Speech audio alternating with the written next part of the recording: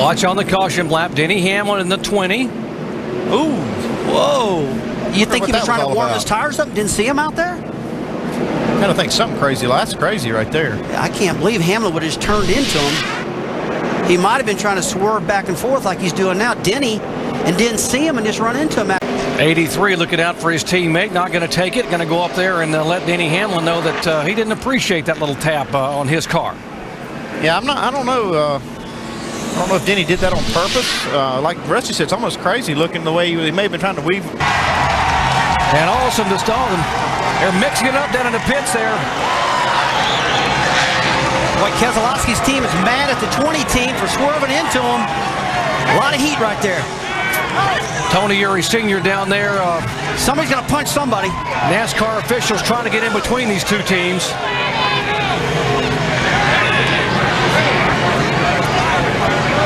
I'm guessing that contact on the racetrack was not accidental. Tell you what, that's what happens here at Charlotte. This is a home track, and these guys are all here. Here we go. You don't think this means something? Now these guys are very upset about what happened on the racetrack, and NASCAR trying to get in there to play. What's been going on in the 88 tonight? Well, ain't nothing we did to him until the very end right there. You know, there was several situations, and I think it's just, you know, him racing in the Nationwide Series, not having any cup experience, learning how to let guys, you know, go at times. And there's many times during the race where I had him cleared except for maybe 2 inches. Instead, you know, he hangs on my right rear quarter and then goes in the corner right on my door. And that pisses drivers off. It's especially guys that know, you know, patience a little bit better than that.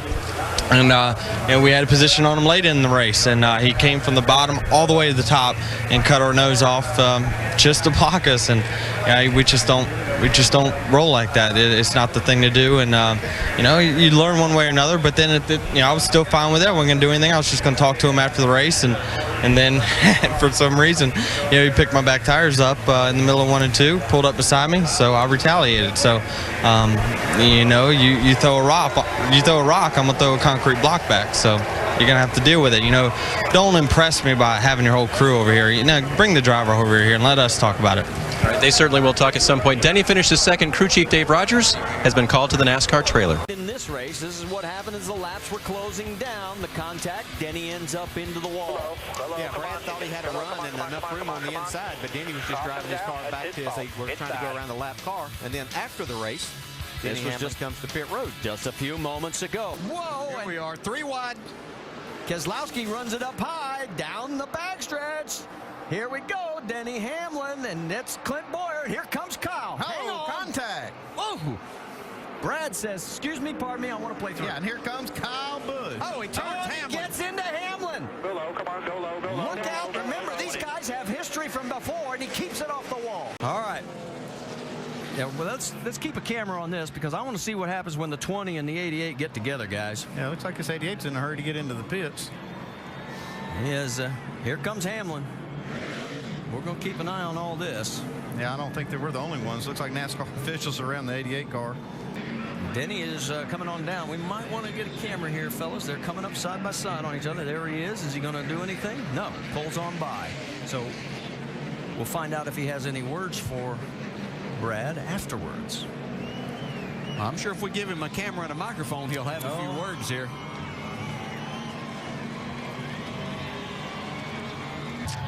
You know, I don't know, on the last restart there, from what I could tell, Denny got in the back of me and pushed me up the track, and, you know, I was going to return the favor, and when he did it to me, I saved it, and when I did it to him, he didn't save it. So, you know, we just got in a pushing match. I don't know, I don't really hold any grudges. I don't know why he wanted to do that, but whatever, you know, it's just the way racing is, I guess. With the history between the two of you and what we saw today, how long does something like this continue?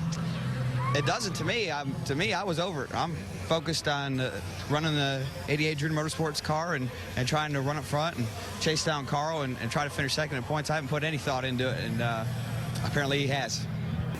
I can sit here and bash him for the next 20 seconds or so and give you all a bunch of sound bites and everything.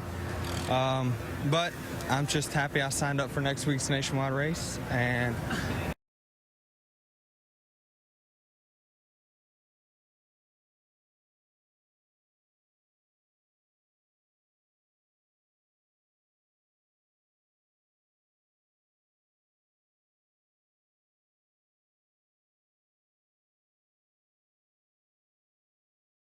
Let's see what happened right here. Yeah, here he does it right off the corner. Yeah.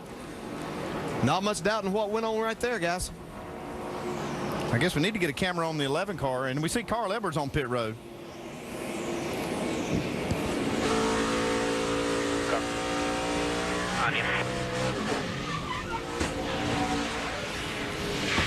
Just hold the brake. Just hold the brake. You got some cars coming. Let it roll, let it roll, let it roll. Denny Hamlin is going to get black flagged and held 1 lap for aggressive driving.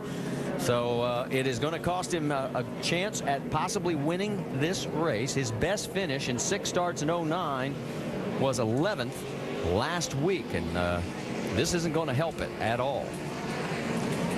You know, I wanted to finish it out and keep the top 10 streak going, but self-inflicted damage there. I lost it and tore the right rear quarter panel up, and just hurt my car and couldn't really recover from that.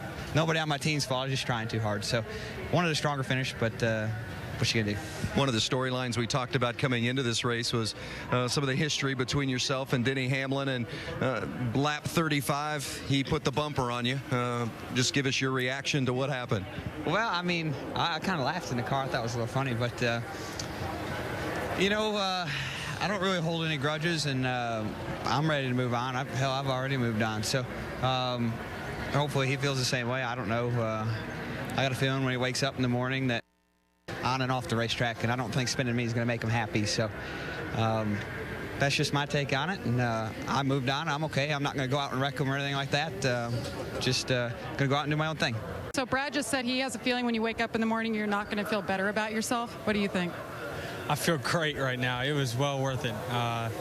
You know, the sun was bad at that point, and you know, I'll use that as my catalyst or excuse. But the fact is, I wasn't going to give him an inch, and you know, I thought after I went down pit road, I'd won the race. I've never seen so many crews applaud.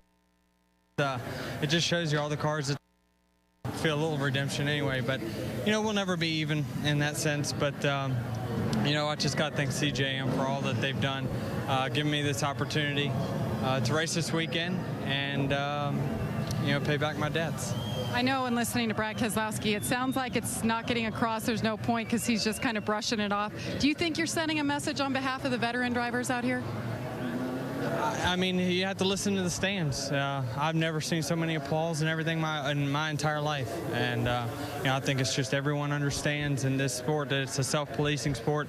NASCAR did what they had to do. They, you know, they got to penalize me. There's no doubt about it. So, you know, I wasn't mad about that at all. We just, you know, my objective today was try to win the race first and take care of him second. And, you know, yeah, it's going to be other days where we're going to be racing, and he's still going to think about it when I'm in his rearview mirror, because obviously, you know, the scales are tipped a little bit more in my favor, but still tipped a little bit too much. Watch this here, coming through 3 and 4 here, and you know, it's a good thing that Brad Keselowski got a little loose off of 4 right there. May had to lift up a little bit because Denny just squeezed right in front of him. That was really way too close. Pretty wide. 2 wide. I think he might get him right here. He's got it. Oh, no, the contact. And he takes the position back. Uh-oh, Kyle, will he retaliate? Yes, he turns him. Joey Logano goes past. He gets through it. The caution is out. And there is damage to the points leader. All right, let's go back and look at it all. They battled for about 10 laps here. You see Kyle got just a little bit loose there as he pulled up in front. Yeah, that's Bristol racing. You know, each one of them, you have to know that he's going to take that chance, but that right there is a payback, folks. That's all that is.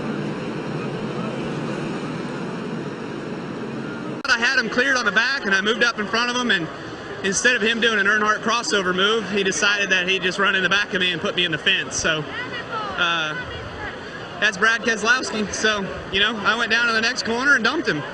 I mean, he does it to everybody else. Why can't I do it to him? So whatever.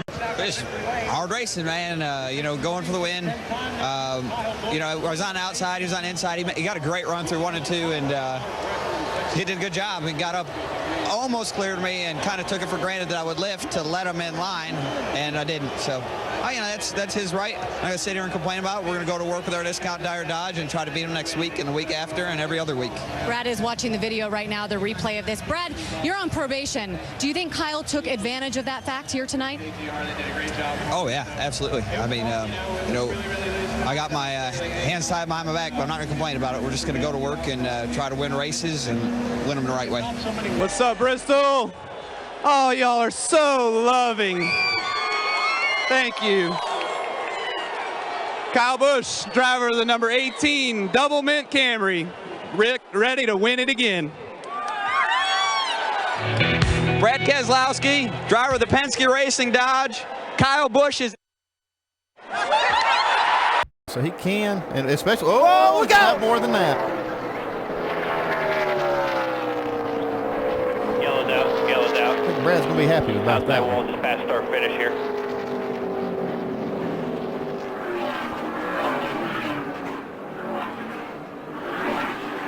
Race for second place. See if you can get it cranked up rolling. And two teams I've got no competing power for the to Owners' go. Championship. That is Brad walking directly toward Kyle Busch's pit. Guys, use your head. Don't be silly. We don't drive the car. We just work on it. Be smart.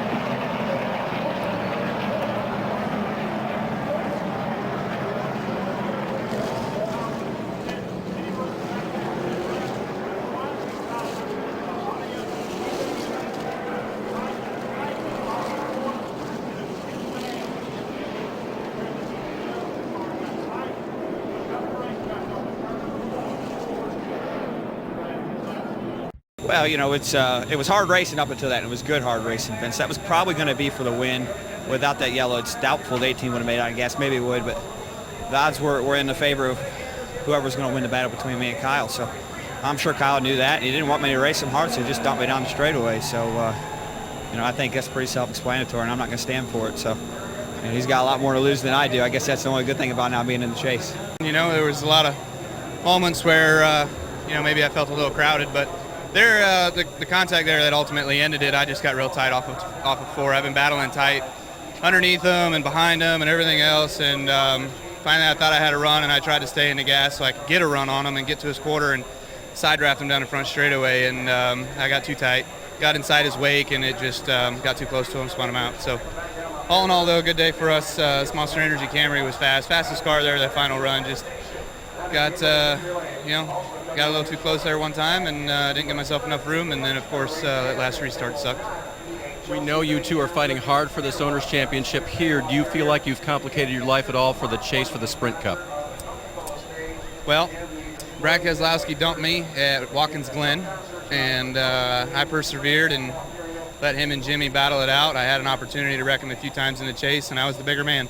And if he wants to take it over to the other side of the garage area, then whatever. But you know what? I've got more class. Matt Kenseth playing defense. Here he goes. Joe He's Gibbs. there. They're both there. But Keselowski has the spot on the outside. Gordon had to check up. He bumped into the back of Matt, and that allowed the 2 to get to the outside. But here comes the 22 on the bottom. Yeah, Matt Kenseth almost got in too deep. He's going to pay the price. Whoa, hang on to her, buddy. That 2 car was all over the place. He almost got turned around as his teammate Logano guns for the lead and takes Gordon with him. Logano goes to the lead. And Jeff Gordon is there. He is under and past Matt Kenseth. Whoa! The 2 just gave the 20 a huge shot. And here comes Kyle Busch on the inside. Look at this. Again, he has those 4 fresh tires. Watch this. The 2 just brake checked the 20 right there. And then here comes Dale Jr. He can't stop. And Brad Keselowski, he was upset. That's him walking over to Matt Kenseth. And Kenseth at the time leading, blocking. Sorry, my ears are ringing real bad. It's real loud in the car today, but you know, Team Penske gave me a phenomenal car today. The short run speed was great. Long run speed, not so good. And we had a couple short runs there at the end, and we were able to drive up towards the front. And What happened with Matt? You went up to Matt right as you came up here on pit road. you know, I had a shot at winning the race, and I felt like he ran me off the track. But you know, you race to win, and he was definitely racing to win. But you know, you hope that when somebody races to win, that they at least win the race if they're going to wreck you or run you off the racetrack. But it was just a mind-boggling move to me. But I made sure and got him back and made sure my teammate could win the race. Happy for Joey Logano and that guy, their team, to get 2 wins. They've been really plugging away hard. I just thought it was uncalled for. You make a move like that, you know, when you're going to win a race from it, not when you're going to just keep someone else from winning a race, and that's all he did. So just got to put that in the bank and remember it. 2 laps to go. Watch the 2 and the 11 here for about 3/4 of a lap. Yeah, they're up here battling for a top 5 spot. See, the 11 gets a little bit loose there. A little contact, not much. A little bump. And it goes 4 wide for a minute. Now on the cool down lap. Yeah, I can understand them a little bit. They were having some contact at the end of the race, but not sure about some of this other stuff. I didn't see a whole lot that Denny Hamlin did wrong in that, in trying to race in that scenario there.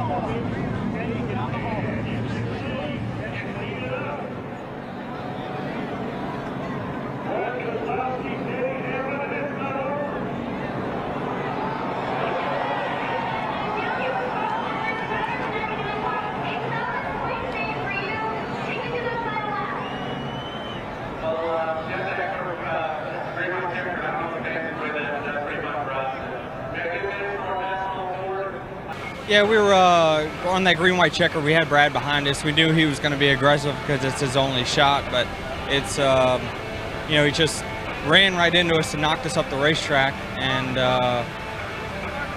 I showed him his displeasure on the cool-down lap, and I brake-checked him down the back stretch to give everyone the whole story.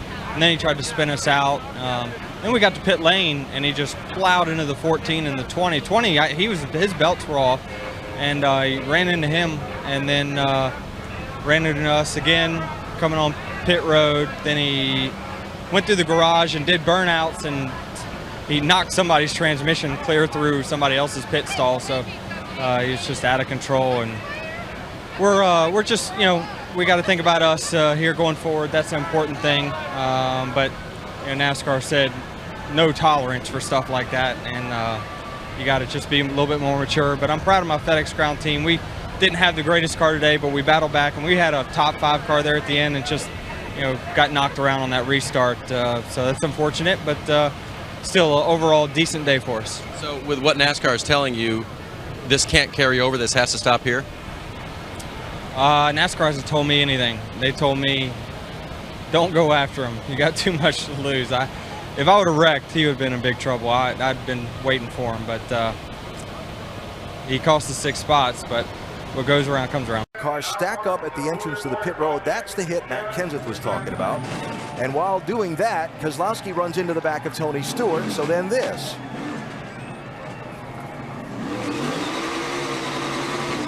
Are some tempers. Brad Keselowski and Denny Hamlin have tangled. Then Keselowski and Tony Stewart.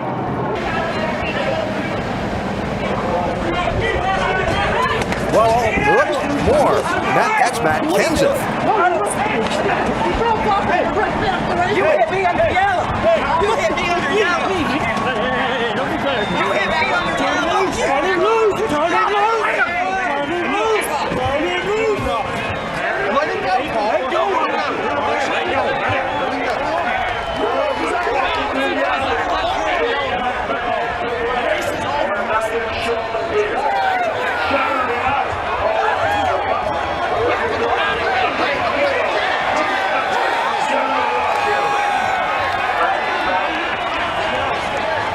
Well, I mean, besides the race, I mean, he knew I was out there. That restart wrecked me, which, you know, I guess I shouldn't have went out there. Really the safety. I mean, he was doing something with Denny there. I don't know if he was mad at him. And then I had my hands off, my seatbelts off, and everything, and he clobbers me at like 50. So the accidents and stuff we had around here, I mean, just race is over. Try to come back to pit road. If he wants to come and talk about it like a man, go do that. But to try to wreck somebody on the racetrack and then come down pit road with other cars and people standing around with my seatbelts off and driving aside of me is just unexcusable. It's just, there's no excuse for that. He's a champion. He's supposed to know better than that. He's just, you know, I don't really have anything else good to say. Matt, you were involved in the 63 to go restart. What was going on there?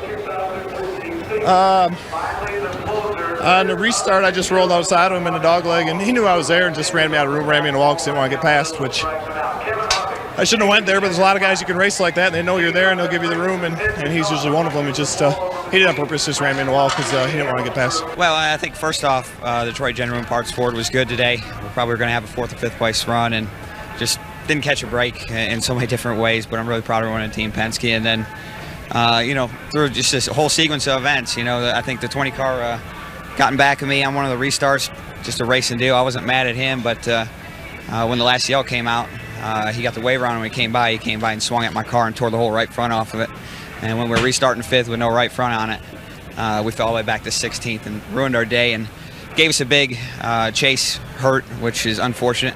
And then for some reason after the race, the 11 stopped in front of me and tried to pick a fight, and I don't know what that was all about. And he swung and hit at my car, so I figured if we're going to play car wars under yelling after the race, I'll join too. So, you know, those guys can dish it out, but they can't take it, and I gave it back to them, and now they want to fight. So I don't know what's up with that. What about the contact on pit road with the 20 and the 14 of Tony Stewart? Yeah, well, I rubbed into 20, and I think he gassed up and ran into Tony, and I don't think Tony knew what was going on. So he's probably upset, and he has every right to be. You know, his car got tore up, but there was a whole lot of other stuff going on. And see Matt Keselowski on the outside. Look at Brad. He misses shift right there. The 18 car gets in the back of him. That bunched them all up. Now, as they go in the corner, boom, right there. But it all started on the front straightaway. That damage on the left front fender probably cut that left front tire. That's what caused Kendra's wreck. It's chaotic, but it doesn't really have anything to do with the wreck. I mean, that's all on Brad, and I'm sure he'll send a tweet out or go on a TV show and explain how it wasn't his fault. But he just, he knows better than that. He knows his angle was bad, and he just drove way off in the corner because he made a mistake, and he was trying to make up for it and had no respect for anybody on the outside lane. So unfortunately, we got a wrecked car because of it, but we were starting to make our way back toward the front. It's tough not having enough tires, but I thought Jason was doing a decent job managing. We had a good car all night. We just got behind in that pit road penalty and, you know, thought we were in for a top 3 or 4. I just missed a shift and ruined, you know, Matt's day. So I can understand why. I didn't hear what he had to say, but I can understand why he's upset. He deserves to be upset. I made a mistake, and I was kind of crappy for everyone. But, you know, hopefully he'll accept the apology. I certainly don't want to miss a shift for myself, let alone him. And when I got into the corner, I just missed the corner. I was trying to get it in gear and missed the corner and got him, and it looks like it must have cut his tire down. So apologies to him and his team, Kelly. That's, you know, not what anybody wants to see, including myself. And